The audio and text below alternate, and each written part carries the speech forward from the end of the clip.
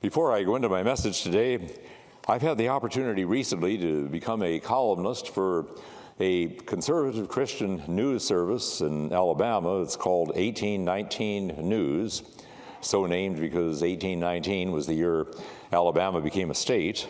And I'm going to just read the last column that I wrote, which relates somewhat to the things we're talking about today, and I think you'll find it interesting, maybe thought-provoking.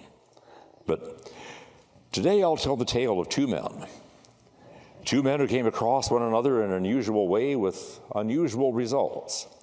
The first is Dr. Michael Newdow, a Sacramento emergency room doctor, lawyer, and militant atheist. In 1997, he formed an organization called FACTS, First Atheist Church of True Science, to advocate separation of church and state. Some years ago, Newdow brought a lawsuit to force the removal of the words "under God" from the Pledge of Allegiance. He claimed his 10-year-old daughter was being brainwashed by reciting the pledge in violation of the First Amendment.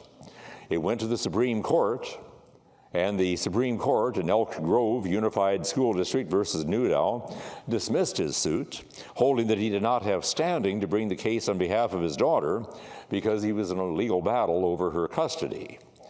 Newdow brought other lawsuits to eliminate practices which he has considered an establishment of religion, including one unsuccessful suit to remove "In God We Trust" from our coins and currency, another to prohibit religious invocations at presidential inaugurations, and the Foundation for Moral Law, for which I serve as senior counsel, filed amicus briefs in several of these cases opposing Newdow.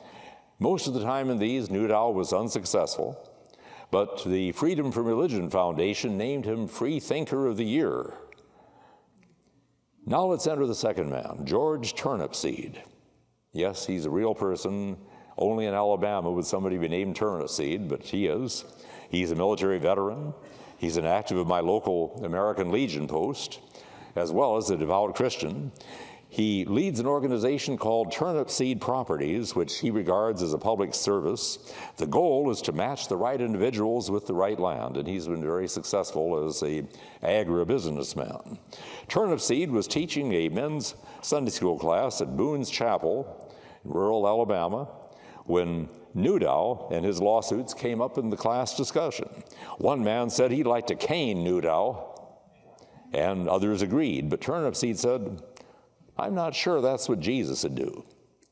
After further discussion, Turnipseed suggested they invite Newdow to their church and Sunday school. The men agreed, so Turnip sent the invitation. Shortly thereafter, his phone rang. The voice on the other end said, "This is Mike Newdow. I understand you're concerned about my soul." "I am," Newdow answered. "It appears to me you're on the road to hell, and I don't think you'll like it very much."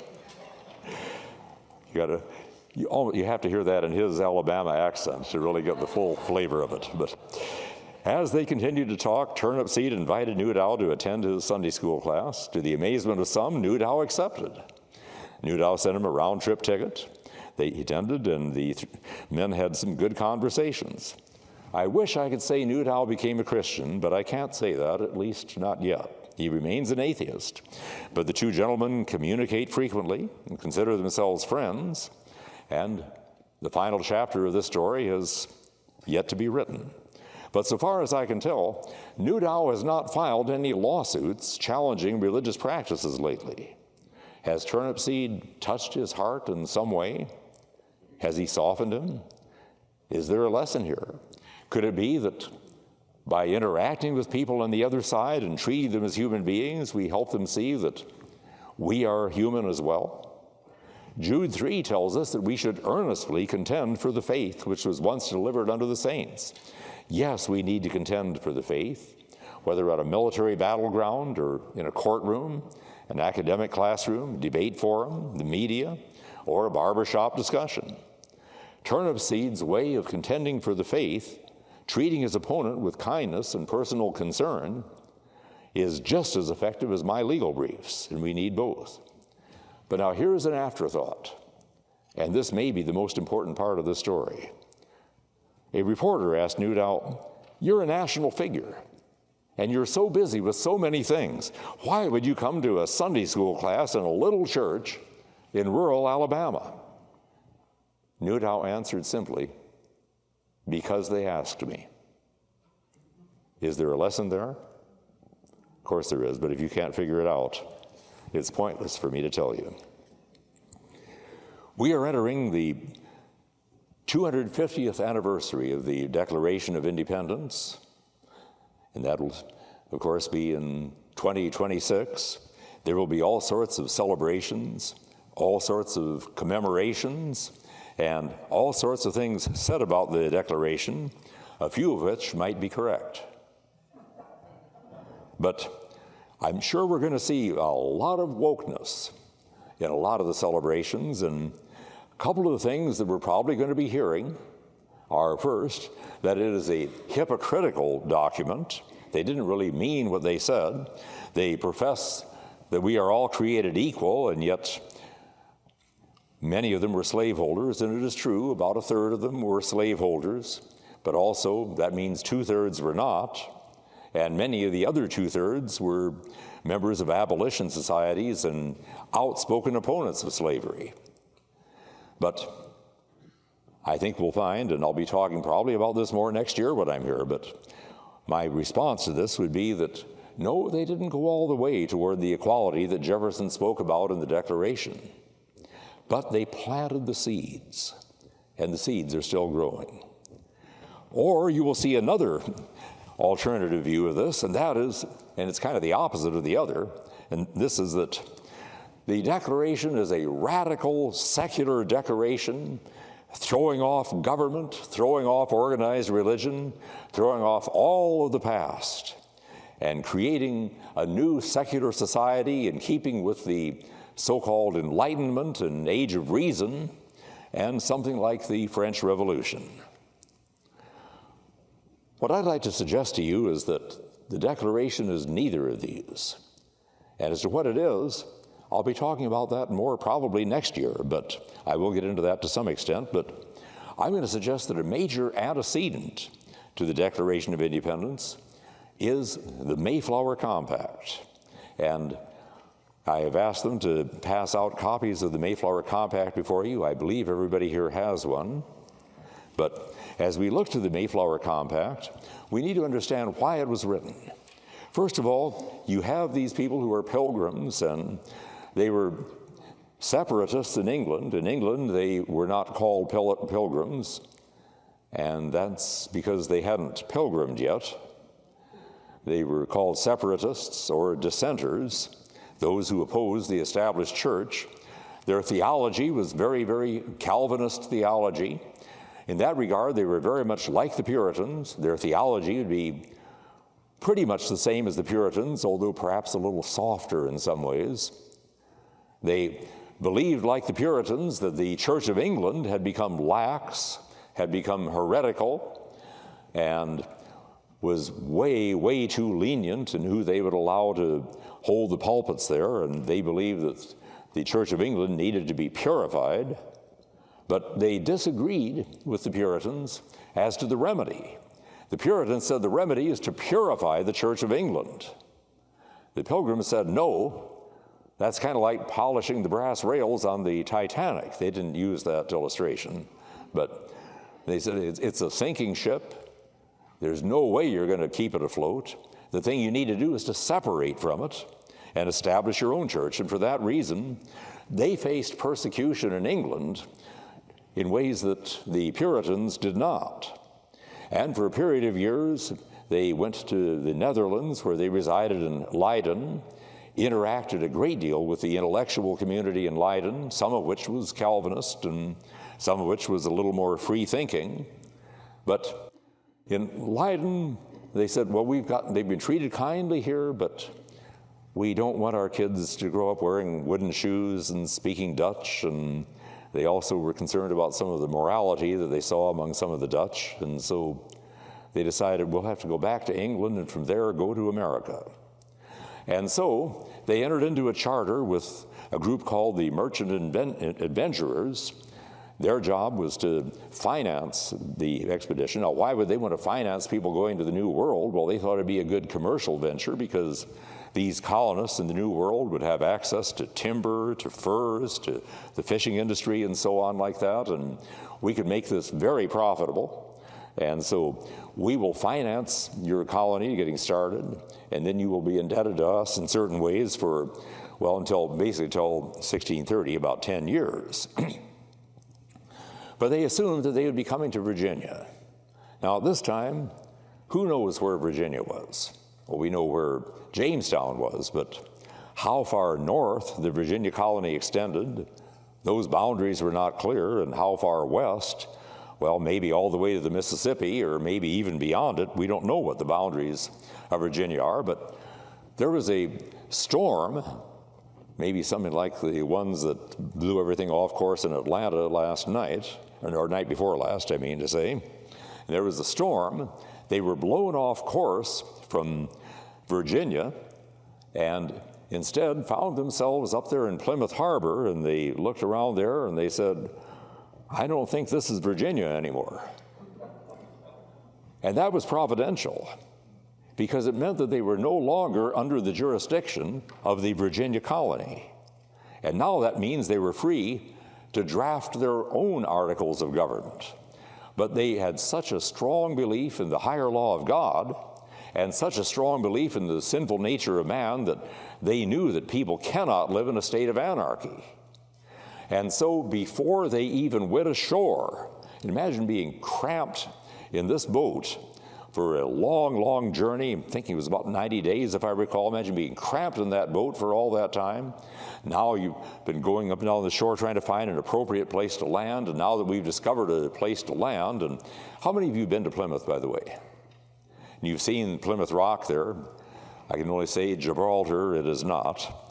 But you see those pillars around it there, and I'm glad the pillars are there. If they hadn't been there, the pilgrims would never have found it.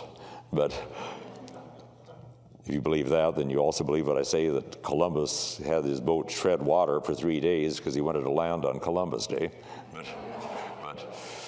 But anyway, so after all of this, they're staying on board several more days to draft this charter of government because we cannot land and be in a state of anarchy. On the ship, we're under direction of the captain, but we've got to have a system of government. And so they draft the Mayflower Compact, and let's just read it, show you some things in it as well. In the name of God, amen.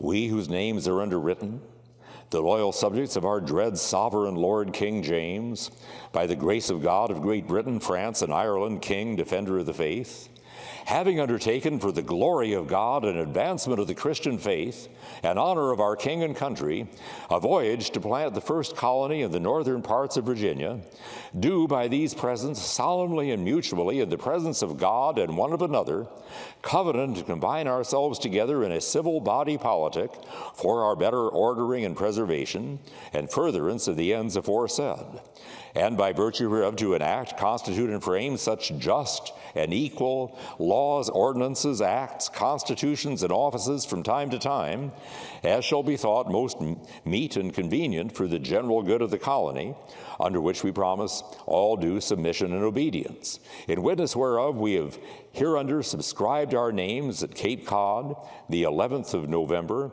in the year of the reign of our sovereign Lord King James of England, France, and Ireland, the 18th, and Scotland, the 54th, Anno Domini, the year of our Lord, 1620.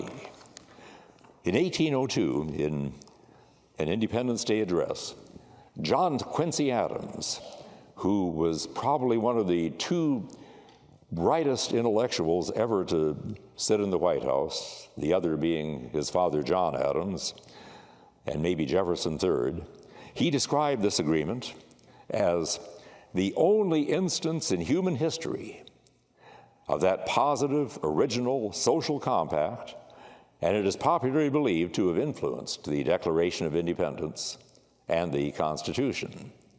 The original of the Mayflower Compact does not survive. First appears in a work called Mort's Relation, which is a pamphlet describing the first year of the settlement at Plymouth, and it's been reprinted from that. We don't know what happened to the original.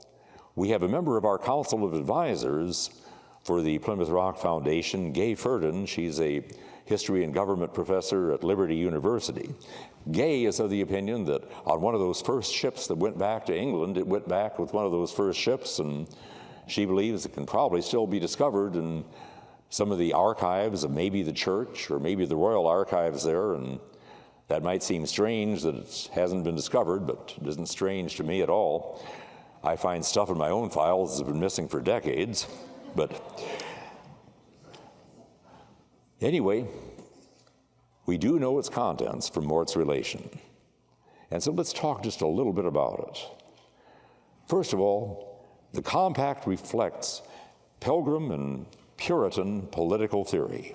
They were both Calvinists, as we said before. They believed that government was to be a holy commonwealth, the community of the redeemed, as they put it, under the rulership of the elect. And they probably wouldn't have considered it quite the same if they had been in England, because there we're governing over an established nation that has people of many persuasions, and we have to recognize that. But here we've come all the way across the ocean to establish our holy commonwealth, and they commonly said that dissenters, those who don't agree with us, have full liberty to leave New England and not come back. But they were in many ways less strict than the Puritans were. Clearly, they recognized that God is the source of all governmental authority, and we see here in the Mayflower Compact that this is done in the name of God, in the presence of God, for the glory of God, and for the advancement of the Christian faith. The idea here, though, is that we have the liberty to establish this compact because God has delegated governmental authority to the people. This was the big issue back in the 1640s between the Puritans, who controlled Parliament, and the Anglicans and the Stuart kings, who controlled the monarchy. The king was saying that all governmental authority comes from God, and with that the Puritans would agree, but God has given that authority to the king. The king then has delegated a portion of that authority to lower-ranking government officials, and they rule over the people. The Puritans were saying, yes, God is the source of all governmental authority, but he has delegated that authority to the people. The people have delegated that authority to the local rulers, and they in turn have established the higher ruler. So yes, the higher magistrates are higher, but yet they're accountable to the lower magistrates, who are accountable to the people, who are accountable to God. So the idea here is that God delegates authority to the people, and people give that authority in limited doses to the rulers. And so years later, when Lincoln would say it is government of the people, by the people, for the people, is this a Christian view or a humanist view?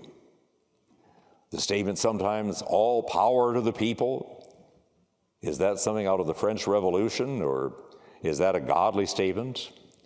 Or the statement we hear sometimes, vox populi est vox Dei, the voice of the people is the voice of God.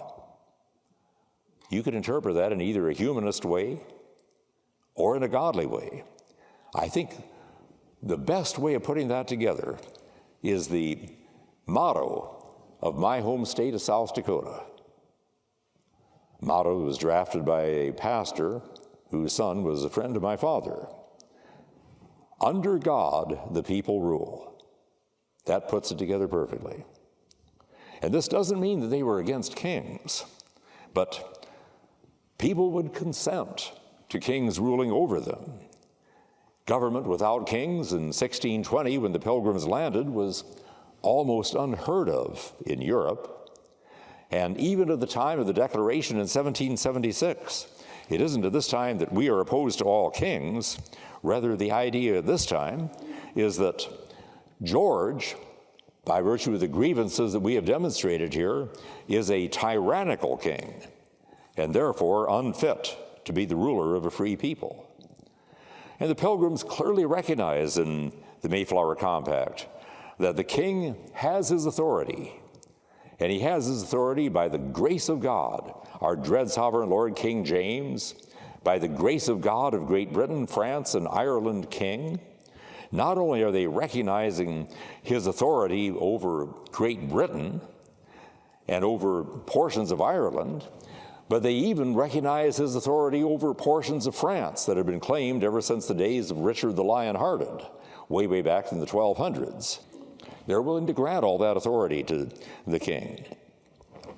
And so, recognizing the authority of the king and recognizing then that they're doing so, all these things, in this year of our Lord, 1620, recognizing the Gregorian calendar.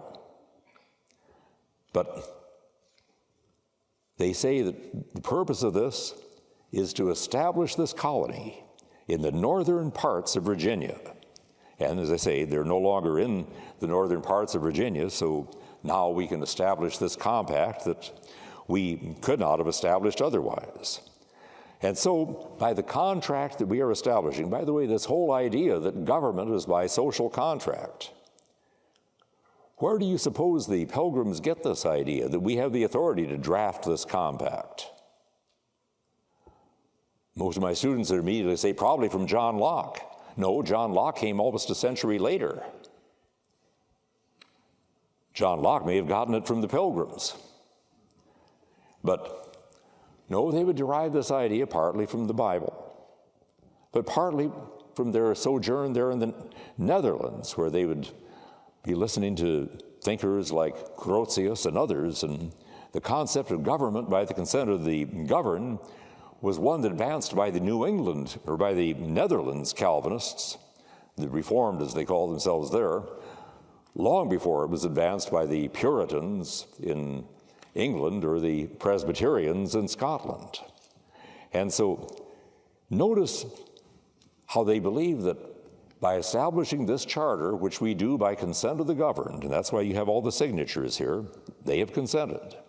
This authorizes us to enact such just and equal laws, ordinances, acts, constitutions, and offices. Just, meaning in accordance with the higher law of God. Equal, meaning fair to all. And so we see in all of this idea of government from God by the authority God has given the people to establish their government. Several principles, too, besides that would be that human nature is sinful, as we've already mentioned. But secondly, for that reason, government should be as decentralized as possible. And that's one of the things we see is even still today is characteristic of New England government. New England government is based on the township, whereas in the South it's mostly based on the county. In fact, most of the country more based on the county, but on the local township more in New England. But this authority to establish just laws and equal laws. Joshua Berman, in his book Created Equal, talking about how the founders broke from the thinking of the ancient world, Jefferson says in the Declaration that we hold these truths to be self-evident, that all men are created equal. But Berman says, if there is anything that people in the ancient world thought was self-evident, it is that people were not created equal. They're not equal in size, stature, strength, intelligence. They're not equal in terms of birth, in terms of ancestry, and so on. No, people aren't created equal, but in the view of the framers and in the view of the Pilgrims, that men are created equal. That doesn't necessarily mean that everybody's entitled to the same status in life. Maybe the same starting point, but definitely not the same finish. We look to the criminal system that the Pilgrims developed there in New England. They had capital crimes, which include murder and bestiality. Later, others were added, like witchcraft. Witchcraft was a capital crime, but unlike Massachusetts, there in Plymouth, there were only 2 prosecutions for witchcraft. One never went to trial, the other resulted in acquittal. Some of the most common offenses that people were punished for were theft, drunkenness, sexual offenses, minor quarrels. Punishments could include death for the most severe offenses. On one occasion, for adultery, the punishment was that since they had not had actual eyewitness proof of two witnesses, they decided, based on the Bible, we can't convict. And so they had the couple instead stand on the scaffold with nooses around their necks for 1 hour. I suspect that would have been a pretty good deterrent for the future. Besides that, punishments could include branding, could include banishment, whipping, stocks, public humiliation, often being required to come to church the next Sunday and publicly apologize, restitution for the offense. Outside of brief jail terms, prison was not a major part of their system.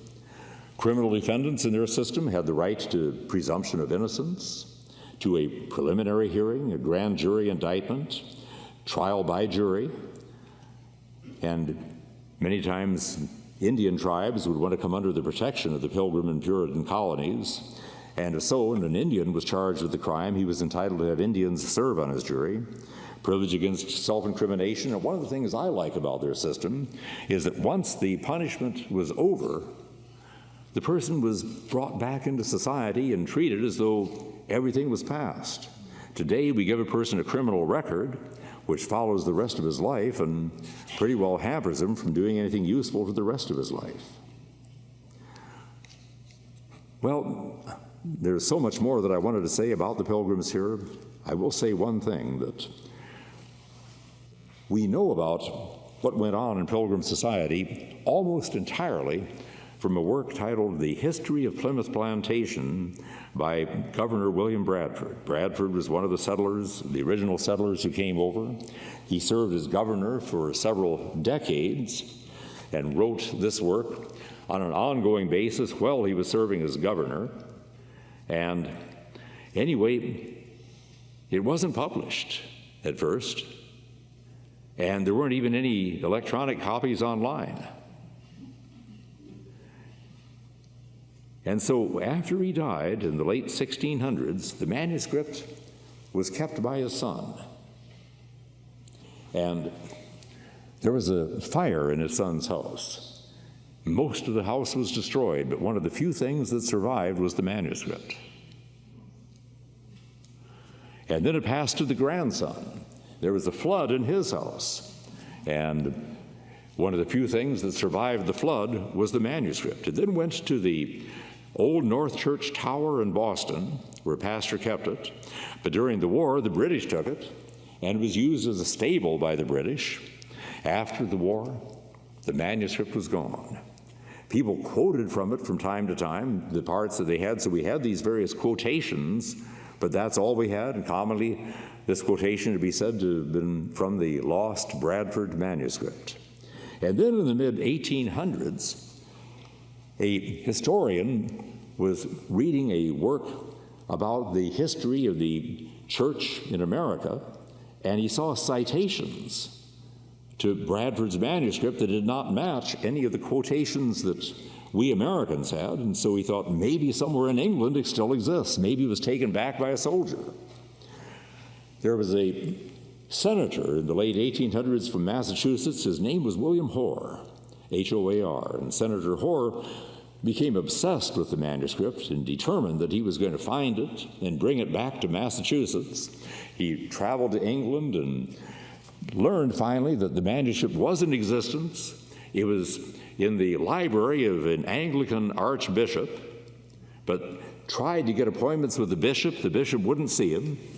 Finally, just shortly before he was to return to the United States, he was back at the inn, and obviously in a very sullen mood, and the innkeeper said, "What could I do to lift your spirits, Senator?" And he said, "Give me an appointment with the archbishop."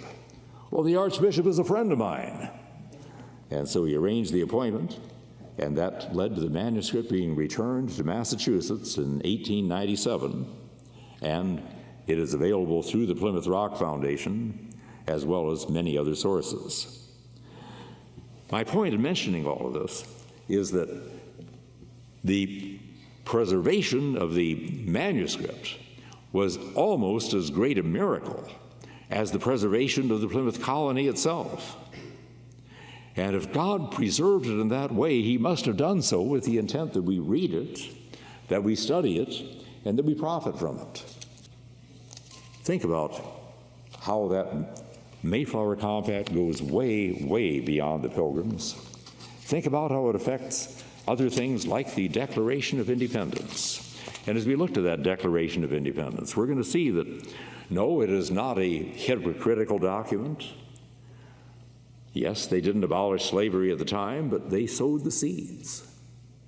And those seeds are continuing to grow today. Nor was it a radical secular document.